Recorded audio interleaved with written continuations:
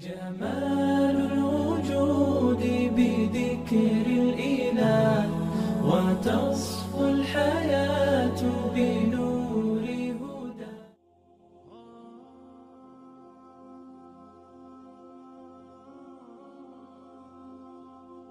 به نام عزت پاک با عرض سلام و ادب و احترام. ابراهیم علیه السلام هاجر و فرزندش اسماعیل علیه السلام را به وادی خشک و بی آب و گیاه آورده گذاشته و رفتنی شد. حضرت هاجر گفت: ما را به کجا آورده ای و چرا ما را پرتافته می روی؟ ابراهیم علیه السلام روی گردانید و جواب نداد. هاجر گفت: آیا الله تعالی به این تو را امر کرده است؟ ابراهیم گفت: بله. هاجر گفت: پس او تعالی ما را ترک نمی کند. بله برادر و خواهری عزیزم، چونین است زنی خدا ترس و پارسا.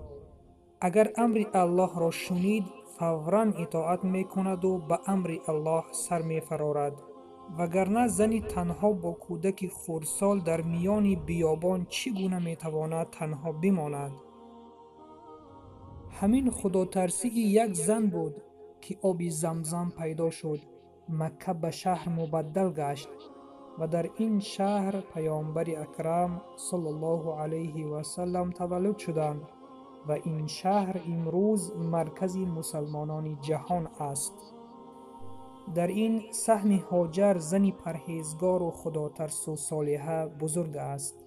بله شنونده عزیز، امروز جامعه اسلامی به چنین مادران پرهیزگار و با تقوا احتیاج دارد تا از این مادران فرزندانی با ایمان و با تقوای خداپرست به دنیا آید، چون از زمین بی حاصل ما حاصل خوب گرفته نمی توانیم و این چنین برای نسل آینده جامعه اسلامی باید چنین دختران را تربیت کرد که آنها در آینده مادران این گونه فرزندان گردند.